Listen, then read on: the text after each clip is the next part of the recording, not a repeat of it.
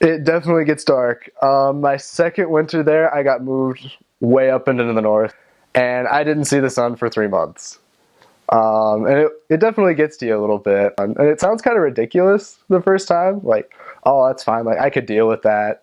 So we had a teacher tell us about it and be like, oh, yeah, it really gets to you. It's like, nah, like, I'm pretty, just mentally stable. I could get through that. And you don't know how hard it is until you're there. And we got to see the Northern Lights too. I mean, that was really cool. Um, that's definitely a big thing up there. I've talked to a lot of people that's on their bucket list. Like, I want to see the Northern Lights, and yeah, they just they're there. We saw it like 3 or 4 times a week on average. Like during the middle of the day, you'd get that maybe like 3 or 4 hours of like sunset light, but you wouldn't actually see the sun. You'd know, okay, it's just barely below the horizon, but it wouldn't ever actually just peak up. So for a good, 3-4 months, we didn't see it. It was, yeah, that's no exaggeration. It's not there. Even down in like the south areas like Oslo, because of the tall buildings, you'll go a couple days or weeks without seeing it, but still, like, it'll only get like about that high in the middle of the day, and then it'll go right back down again, and it'll be dark by like 3 or 4 o'clock. For the most part, everything that I had to do, like interactions with Norwegians, are very positive. They're very smart people. They're very just intellectual, critical thinkers, I'd say, is probably the best way to describe them. Other than that, like I said, they're very kind of, standoffish just a little bit, but it can be a very positive thing too. Like once you become friends with a Norwegian, they're the most open people in the world, and they're some of the most friendly people you can get out there too. For some odd reason, once you go out and once you hike, once you get into the mountains, they become the most open people in the world. Other than that, you get just very intelligent people. They're the best English speakers in the world amongst people who have English as a second language. Most of them you'd think they were native speakers. You almost literally can't tell a difference. And so that makes it kind of hard to really just kind of earn their respect with you learning Norwegian, because they went from Norwegian to English and they learn it almost perfectly. So when you're learning Norwegian, like, you have to get pretty good. Like, they'll say that they're impressed, but unless you really get it down, they're not going to be that impressed. I'd say it's definitely good. Really try to learn the language because it's an important thing to them. I don't know. They're just overall really cool people. I don't know. It very rarely happened that anyone was rude to us.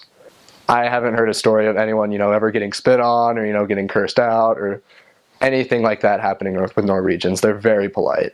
I'd say it's a very rich country, and so they have pretty much whatever they want. A lot of people really just don't think about religion that much. I mean, they've had the state church, and I'd say most people are just, in name members of the state church, but they don't go that often. Like I said, they really just don't think about it that much unless you start asking them about it. If you start asking, like, well, what's the purpose of life? That's what really gets them thinking. They have a lot of strong family values. Most people, even though in Norway it's cheaper just to live with a girlfriend, a lot of people will still get married and have families and raise kids. Even though the society would say, that's not really happening, it happens a lot still. I think they value, just close family relationships and other things like that, just time spent with family and friends, a lot more than they value money and everything else. I'd say the people overall are just a lot quieter. I remember getting there and, people just talk very quiet. And when you're trying to learn a new language too, that's kind of hard, just because you're trying to pick out just the specific words in their sentences, and they're being very quiet. You have to listen very carefully, especially over the phone. That gets really hard because they're even quieter on the phone, and it's a little bit more fuzzy. And probably the most important clothing you'd probably want to buy in Norway itself. A lot of the jackets and everything, you're going to want it to be just kind of in the Norwegian style, and, as far as winter goes and everything there, they really do it a lot better in Norway. They make a lot better just, winter clothing over there. I think just overall they're very just environmentally aware. So you have a lot of people that actually, use the bus, you take the trains. Their train system's actually, very, very well developed. And so, yeah, whereas in the United States, you get on a bus and there's maybe like 2 other people on there with you. Whereas in Norway, you get on and throughout most of the day, it's packed. As far as work goes, they're morning people. I don't know how they do it, but compared to the US, where most jobs are 9 to 5, they go from 8 to like 3. And they usually only work 7-hour work days too. Like I said, they value more of their free time and, spending time with their kids and with their families. So they take less money for just, more time off. Well, crime in Norway, it's almost non-existent. It's ridiculous how safe you feel pretty much everywhere. As far as housing goes, most people live in a lot smaller houses than, I don't know, their economic situations would say they can. I don't know, it's something with the way they value things. Like, they just don't need as much space as, we like to have in America. So they get along a lot better just in smaller areas. They like to be more so, just humble about their housing, I guess you could say. Like, they'll say, I don't need this much land. Like, we can live on a lot smaller. Like, more people could live next to us if we, don't take up so much space. And so they don't. And, I thought that was actually kind of cool that they were a little bit more, conservative in that way. They thought, we'll use less resources. We can get by on less. So, more people can have more. And it's something that's really helped their, country out a lot. There's a lot less poverty in Norway just in general too. The government takes care of everyone really well. As far as what you have people doing for work, you have a lot of I'd say a lot more common jobs. Like, you have a lot more people, just working in construction, working, fixing telephone wires, or doing just a lot of, I'd say just, manual labor as compared to the US, where it seems like everyone's working an office job. You have a lot less people, I'd say, working office jobs than you do in the United States. But that's the thing, they get paid a lot more in Norway too for doing manual labor and for doing everything else. Like, for instance, one of my friends from my last areas is coming over, to spend about a month vacation in the US, and he's working as a grocery store clerk, and he's making a ton of money doing that. And, he can afford to come to the United States for a month just off of his grocery store clerk salary. All my friends laugh at that. We thought, oh, let's just go work in Norway for the rest of our lives. It's great. They have a nice system over there just to try to help people to find jobs as well. Usually have a very large government building kind of in the downtown areas of each town that's dedicated to, helping people find jobs. Actually, there's one thing in general in Norway that's a little bit different than most places. Norway is becoming much more of a melting pot of just different cultures than it has been, traditionally, and a lot more than most European countries are now. Because a lot of people will, if they have problems in their own country, they'll flee to Norway. So we talk to a lot of people from, different countries in Africa, different places in the Middle East. A lot of people even too in the Eastern Bloc of Europe would just come to Norway because, things are better, or, a different conflict broke out and they had to leave their country for some reason. So we'd end up talking to a lot of people from, different countries in Africa and everything. I remember we got invited to play soccer, and we were just playing soccer with a bunch of these other people, who were refugees in Norway. And there were like 5 different languages going off, and, all sorts of different, try this. And I don't know, me and my companion just spoke English and Norwegian. We couldn't understand like the Italian, the different like Somalia. Yeah, there were a couple guys from Somalia that were there, and it was just a very overall cultural experience. You get to experience a ton of different cultures in Norway. For the most part too, I taught a lot of people from the Middle East, and that's a very interesting culture to get into as well. I gained a lot of respect for them, and a lot of, I just feel a lot more cultured after talking to them, and I understand them a lot better. I have a lot more love for the people over there too as well. I'd say one of the main differences too is, and you'll notice this throughout a lot of the European school systems, is they specialize a lot sooner. You get to specialize in high school whether you want it. I remember there's like a sports line for, people who are either end up doing a lot of manual labor or just going to professional athletics. There's just kind of the general line if you keep going with, math, sciences, English, and everything else. That's one interesting thing. And like I said, you see that all over the place in Europe, is they specialize just right off the bat in high school. The summer in Norway is probably the most amazing thing ever. Mostly because you get the exact opposite of what you do in the winter, except it's really just, very nice warm conditions. They get up to maybe like the mid 80s, and that's a really hot day in Norway. Other than that, the sun's out all the time. And so, you're walking around in the middle of the street, you look down at your watch and, oh snap, we need to be home like right now. It's 9 o'clock and the sun's still up in the sky, and it's not going down for the next couple months.